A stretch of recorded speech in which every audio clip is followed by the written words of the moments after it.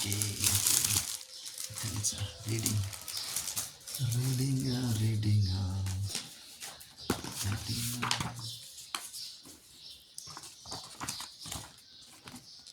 The courage to do this life.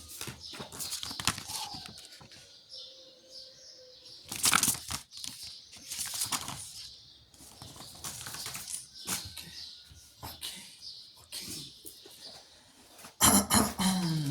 Kati 125. Sarang hagisang aris.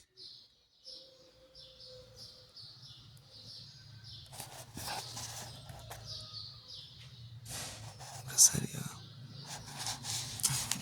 Yes. Okay. Discard other people's tasks. Okay. Yes. Then what about with shut-ins, for example? I mean, with someone like my friend, even then, would you say it's the separation of tasks, don't intervene, and it has no connection to the parents? Philosopher, can he break out of the certain situation or not? Or in what way can he break out of it? In principle, this is a task that the person has to resolve himself. It is not for the parents to intervene. Nevertheless, as they are not complete strangers, some form of assistance is probably needed. At this point, the most important thing is whether the child feels he can consult frankly with his parents when he is experiencing a dilemma, and whether they have been building enough of a trust relationship on a regular basis. Okay. Youth. Then, supposing your own child had shut himself in, what would you do? Please answer this not as a philosopher but as a parent. A philosopher. First, I myself would think this is the child's task. I would try not to intervene in a certain situation, and I would refrain from focusing too much attention on it. Then I would send a message to him to the effect that I am ready to assist him whenever he is in need. In that way, the child, having sensed a change in his parent, will have no choice but to make it his own task to think about what he should do. He'll probably come and ask for assistance, and he'll probably try to work some things out on his own.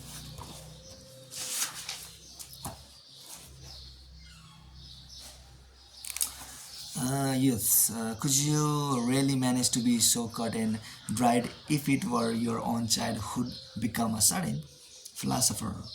A parent suffering over the relationship with his or own child will tend to think, my child is my life. In other words, the parent is taking on the child's task as his or her own, and is no longer able to think about anything but the child. When at last the parent notices it, the I is already gone from his or her life. However, no matter how much of the burden of the child's task one carries, the child is still an independent individual. Children do not become what their parents want them to become. In their choices of university, place of employment, and partner in marriage, and even in the everyday subtleties of speech and conduct, they do not act according to their parents' wishes. Naturally, the parents will worry about them and probably want to intervene at times, but as I said earlier, other people are not living to satisfy your expectations. Though the child is one's own, he or she is not living to satisfy one's expectation as a parent. Youth. So you have to draw the line even with family. Philosopher. Actually, with families there is less distance, so it's all the more necessary to consciously separate the tasks. Youth. That doesn't make sense. On the one hand, you're talking about love, and on the other, you're denying it.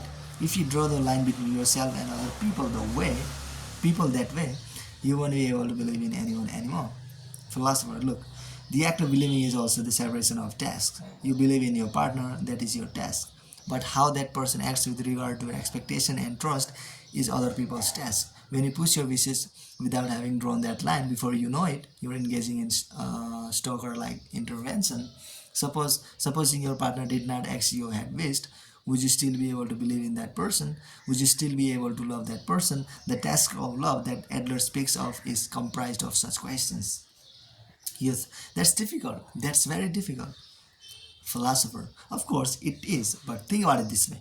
Intervening in other people's tasks and taking on other people's tasks turn one's life into something heavy and full of hardship. if you are leading a life of worry and suffering, which stems from interpersonal relationships, first learn the boundary of from here on, this is not my task, and discard other people's tasks.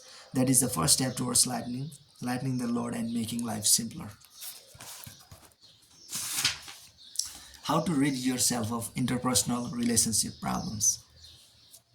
Yes, I don't know. It just doesn't sit right with me.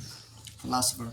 Then let's envision a scene in which your parents are vehemently opposing your choice of place of employment. They were in fact against it, weren't they?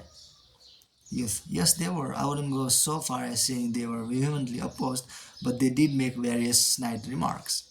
Philosopher, well, let's exaggerate it and say they were vehemently opposed. Your father was ranting and raving with emotion, and your mother was protesting your decision with tears in her eyes. They absolutely do not approve of you becoming a librarian, and if you will not take on the family business like your brother has, they may very well disown you. But how to come to terms with the emotion of not approving is your parents' task, not yours. It is not a problem for you to worry about. How youth. Now wait a minute. Are you saying that it doesn't matter how sad I make my parents feel? Philosopher. That's right. It doesn't matter. Youth. You've got to be joking. Could there be such a thing as a philosophy that recommends unfilial behavior? Philosopher. All you can do with regard to your own life is choose the best path that you believe in. On the other hand, what kind of judgment do other people pass on that choice? This is the task of other people, and is not a matter you is is not a matter you can do anything about. Yes, what another person thinks of you, if they like you or dislike you, that is that person's task, not mine. Is that what you are saying? Philosopher. That is what separating us. You are worried about other people looking at you. You are worried about being judged by other people. This is why you are constantly craving recognition from others. Now, why are you worried about other people looking at you anyway? Adherent psychology has an easy answer. You haven't done the separation of tasks yet. You assume that even things that should be other people's tasks are your own. Remember the words of the grandmother. You are the only one who is worried how you look. Her remark drives right to the heart of the separation of tasks. What other people think when they see your face, that is the task of other people and is not something you have any control over. Yet, as a theory, I get it. To my reasoning brain, it does make sense, but my emotion can't keep up with such a high standard argument. Philosopher. Then let's try another tag. Okay. Say there's a man who's distressed about the interpersonal relationships at the company where he works. He has a completely irrational boss who yells at him at every opportunity. No matter how hard he tries, his boss doesn't acknowledge his efforts and never even really listens to what he says. Yeah, that sounds exactly like my boss. Philosopher. But is being acknowledged by your boss work that you should think of as top priority? It isn't your job to be liked by people at the place you work. Your boss doesn't like you, and his reason for not liking you are clearly unreasonable, but in that case, there's no need for you to get cozy with him.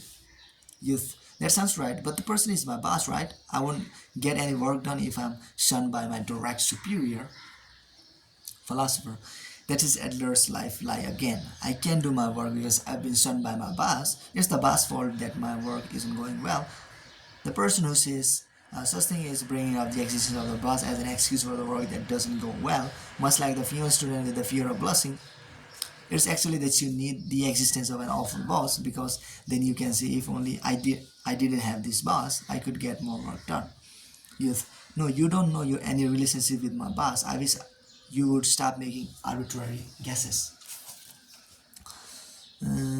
Philosopher. This is a discussion that is concerned with the fundamentals of Adlerian psychology. If you're angry, nothing will sink in. You think, I've got that boss, so I can work. This is complete etiology. But it's really, I don't want to work, so I'll create an awful boss. Or I don't want to acknowledge my incapable self, so I'll create an awful boss.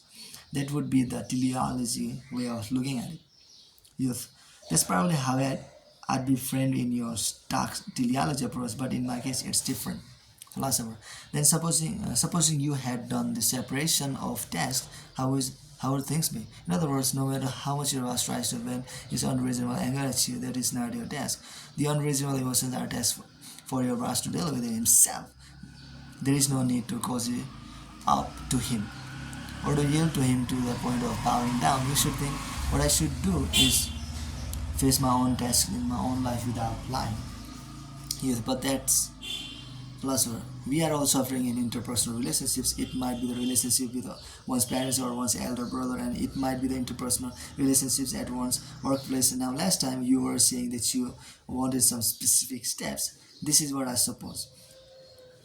This is what I propose. First, one should ask, whose task is this? Whose task is this? Then do the separation of tasks, calmly delineate up to the what point one's own tasks go, and from what point they become another person's task, and do not intervene in other people's tasks or allow even a single person to intervene in one's own task. This is a specific and revolutionary viewpoint that is unique to Adlerian psychology and contains the potential to utterly change one's interpersonal relationship problem. Youth, I am starting to see what you meant when you said that the topic of today's discussion was freedom. Philosopher, that's right. We are trying to talk about freedom now. Cut the Gordian knot. Cut the Gordian knot. Youth, I am sure that if one could understand the separation of tasks and put it into practice, one's interpersonal relationships would all at once become free. But I still can't accept it. Philosopher, go on, I'm listening. Youth, I think that in theory the separation of tasks is entirely right. What other people think of me or what sort of judgment they pass on me is the task of other people and is not something I can do anything about. And I should just do what I have to do in my life without lying. I'd have no problem if you said this is a life truth. That's how right I think it is. But consider this from an ethical or moral point of view. Could it be said to be the right thing to do? This is to say, a way of living that draws boundaries between oneself and others, because wouldn't you be brushing other people away and saying that's intervention whenever they were worried about you and asked how you are doing? It seems to me that this is something that treads on the goodwill of others. Philosopher, have you heard of the man known as Alexander the Great? Yes, Alexander the Great. Yes, I learned about him in world history. Philosopher. He was a Macedonian king who lived in the 4th century before Christ. When he was advancing on the Persian kingdom of Lydia, he learned of a chariot enshrined in the Acropolis. The chariot has been secured tightly to a pillar in the temple of Gordias, the former king, and there was a local legend that said he would unravels this knot shall be master of Asia. It was a tightly would not that many men of skill had been certain they would unbind, but no one had succeeded. Now, what do you think Alexander the Great did when he stood before this knot? Well, youth, well, didn't he unravel the legendary knot with ease and go on to become the ruler of Asia? Philosopher, no, that's not how it happened. As soon as Alexander the Great saw how tight the knot was, he pulled out his sword and sliced it in half with one stroke. Youth, wow, philosopher.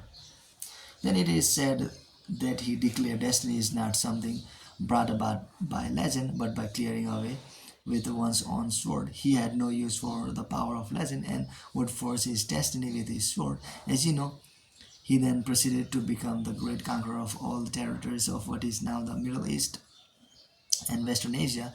This is the famous anecdote known as the Gordian knot. And so, such intricate knots, the bonds in our interpersonal relationships are not to be unraveled by conventional methods, but must be solved by some complete new approach. Whenever I explain the separation of tasks, I always remember the Gordian knot. Yes. Well, I don't mean to contradict you, but not everyone can become Alexander the Great. Isn't it precisely because there was no one else who could have cut the knot that the anecdote portraying it as a heroic deed is still conveyed to this day? It's exactly the same with the separation of tasks. Even though one knows one can just cut through something with one's sword, one might find it rather difficult, because when one presses forward with the separation of tasks, in the end, one will have to cut ties with people. One will drive people into isolation. The separation of tasks you speak of completely ignores human emotion. How could one possibly build good in interpersonal relationships with that? Philosopher, one can build them. The separation of tasks is not the final objective for interpersonal relationships. Rather, it is the gateway. Youth, the gateway, philosopher. For instance, when reading a book, if one brings one's face too close to it, one cannot see anything. In the same way, forming good interpersonal relationships requires a certain degree of distance. When the distance gets too small and people become stuck together, it becomes impossible to even speak to each other. But the distance must not be too great either. Parents who scold their children too much become mentally very distant. When this happens, the child can no longer even console the parents, and the parents can no longer give the proper assistance. One should be ready to lend a hand when needed, but not encroach. But not encroach on the person's territory. It is important to maintain this kind of moderate distance. Youth. Is distance necessary even in the kind of relationship that parents and children have? Philosopher, of course. Earlier you said that the separation of tasks is something that treads on the other person's goodwill. This is a notion that is tied to reward. It's the idea that when another person does something for you, you have to do something in return, even if that person does not want anything. Rather than responding to the goodwill, it is just being tied to reward. No matter what sort of appeal the other person might make, you are the only one who decides what you should do.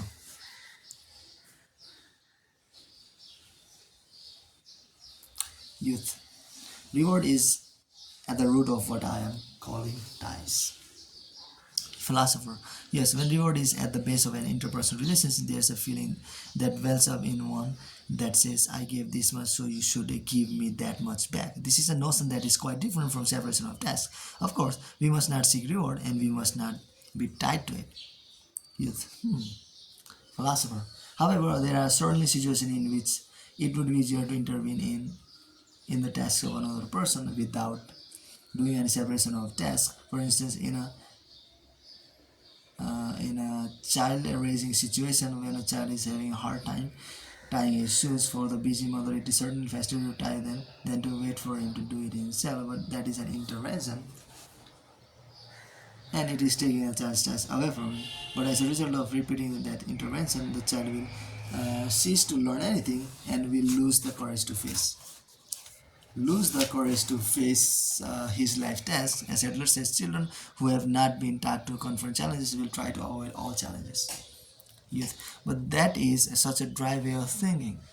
Philosopher. When Alexander the Great cut the Gordian knot, there were probably those who felt the same way, that the unraveling of the knot by hand had meaning, and that it was a mistake to cut it with a sword, that Alexander had misunderstood the meaning of the oracle swords. In Adlerian psychology, there are aspects that are and antithetical to normal social thinking. It denies etiology, denies trauma, and adopts teleology.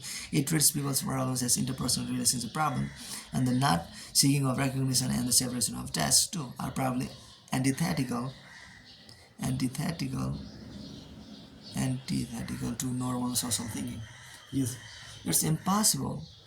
I can do it. Philosopher, why? The youth was devastated by the separation of tasks that the philosopher had begun describing. When one thought of all one's problems as being in one's interpersonal relationships, the separation of tasks was effective. Just by having this viewpoint, the world would become quite simple, that there was no flesh and blood in it. It gave off no sense of one's warmth as a person. Could anyone accept such a philosophy? The youth rose from his chair and pleaded loudly. Okay. Desire for recognition makes you unfree. Youth. Look, I have been dissatisfied for ages. The adults of the world tell the young people, do something you like to do, and they do it with smiles on their face as if they might actually be understanding people, as if they were on the side of the young. But it's all lip service that only comes out because those young people are complete strangers to them, and the relationship is one that is completely without any kind of responsibility. Then parents and teachers tell us get into that school or look for a stable occupation, and this concrete and uninteresting instruction is not merely an intervention. It's actually that they are trying to fulfill their responsibilities.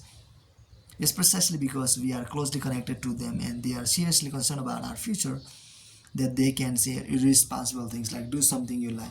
I'm sure you'd put on that understanding face too and say to me, please do something you like. But I won't believe such a comment from another person. It's an extremely irresponsible comment, as if one were just brushing a caterpillar off one's shoulder.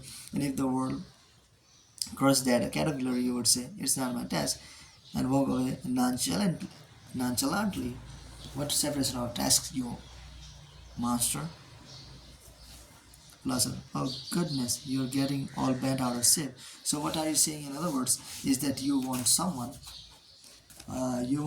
to intervene to some extent, that you want another person to decide your path. Yes, sure, maybe I do. It's like this. It's not so difficult to judge what others expect of me, or what kind of role is being demanded of one.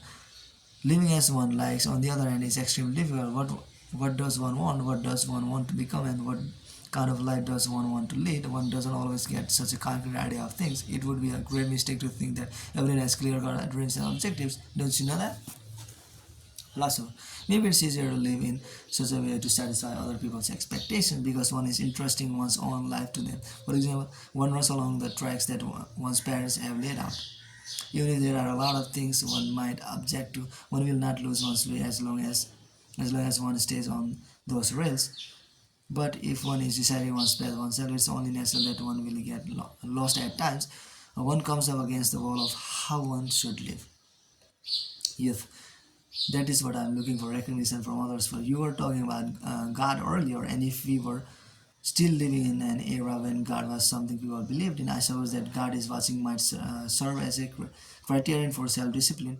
If one were recognized by God, maybe one didn't need recognition from others, but that era ended a long time ago, and in that case one has no choice but to discipline oneself on the basis that other people are watching, to aspire to be recognized by others and live an honest life. Other people's eyes are my guide. Philosopher. Does one choose recognition from others, or does one choose a path of freedom without recognition? It's an important question. Let's think about it together. To live one's life trying to gauge other people's feelings and being worried about how they look at you, to live in such a way that others' wishes are granted, there may indeed be signposts to guide you this way, but it is a very unfree way to live. Now, why are you choosing such an unfree way to live? You are using the term desire for recognition, but what you're really saying is that you don't want to be disliked by anyone. Youth, what does? There's no one anywhere who'd go so far as to actually want to be disliked. Philosopher, exactly. It is true that there is no person who wishes to be disliked, but look at it this way. What should one do to not be disliked by anyone? There is only one answer. It is to constantly gauge other people's feelings while swearing loyalty to all of them. If there are 10 people, one must swear loyalty to all 10. When one does that, for the time being, one will have succeeded in not being disliked by anyone. But at that point, there is a great contradiction looming. One swears loyalty to all 10 people out of the single-minded desire to not be disliked. This is like a politician who has fallen into populism and begun to make impossible promises and accept responsibilities that are beyond him.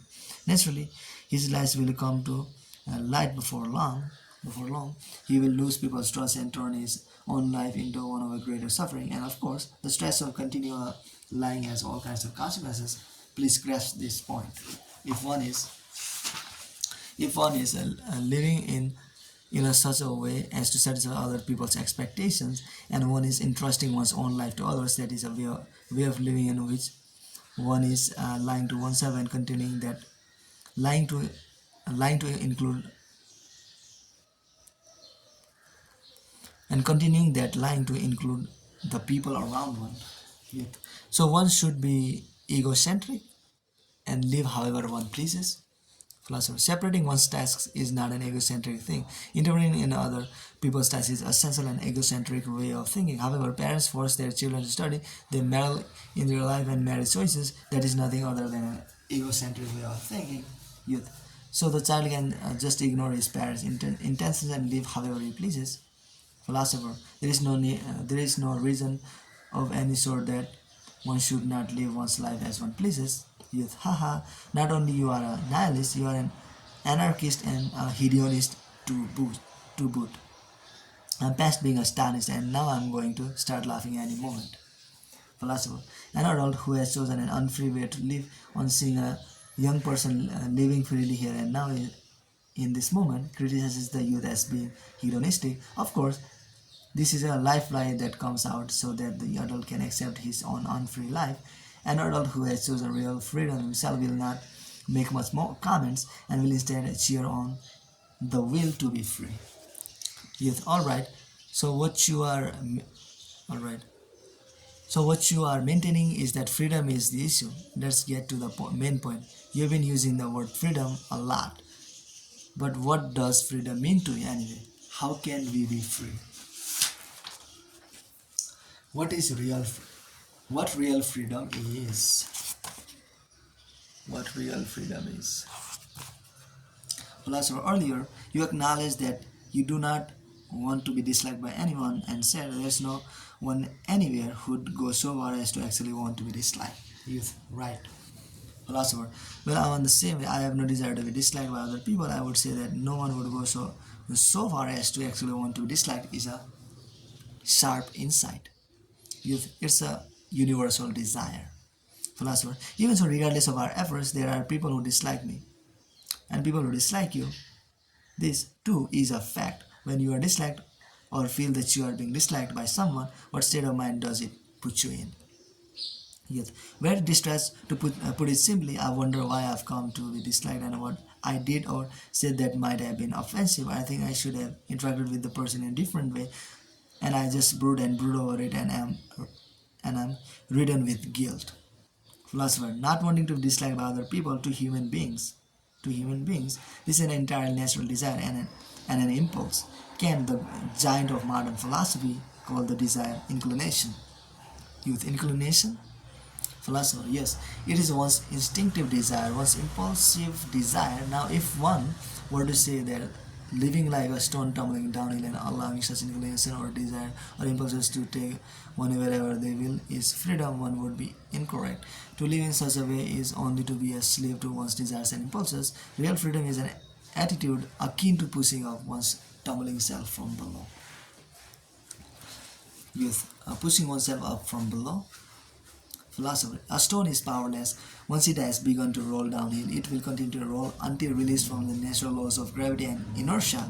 But we are not stones.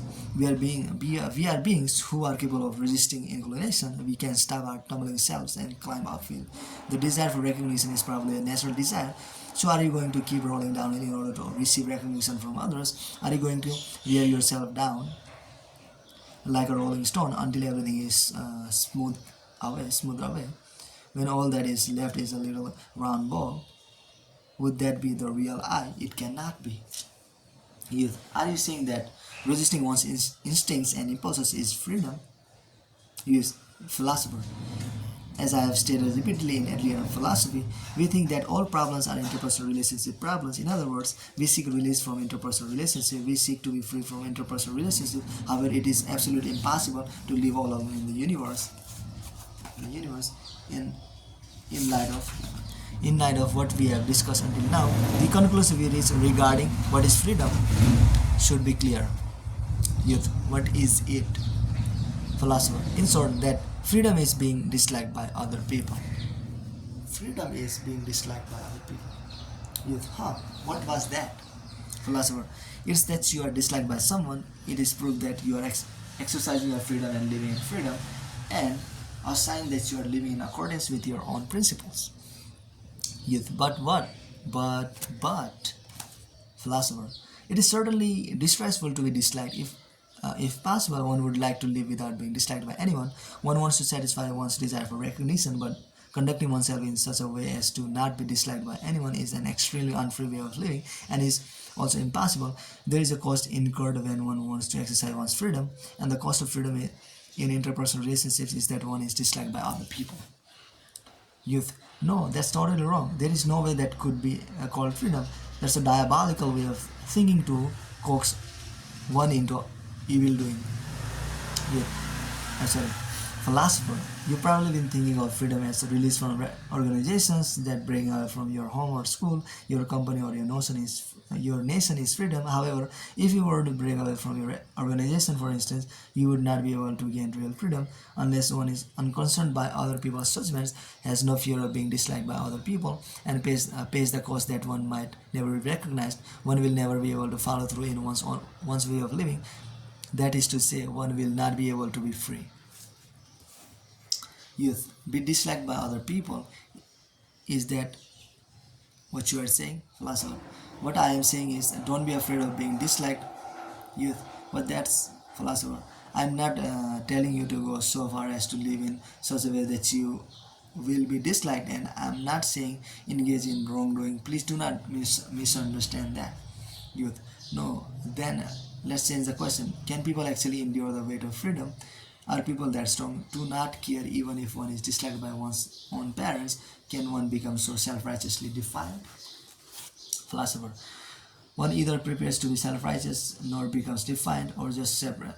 One just separates tasks.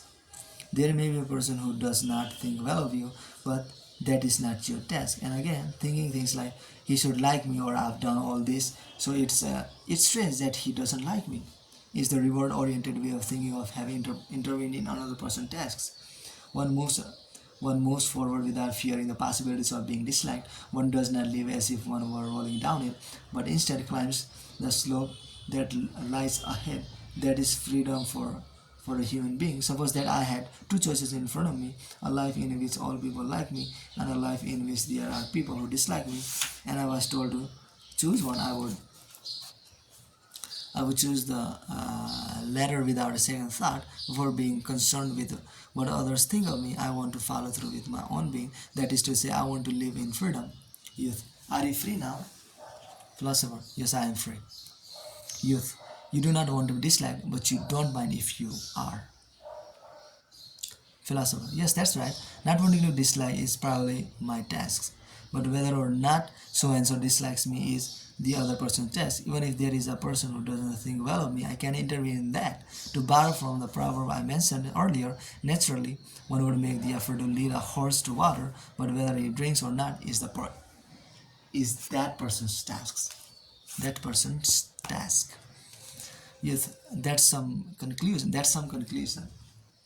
Philosopher. The courage to be happy also includes the courage to be disliked.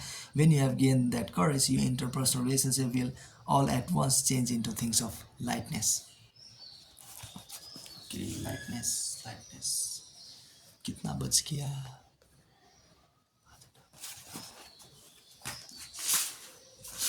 Anatama, Aviaka Peru, Yucat Scepter, Seno, Small Scepter.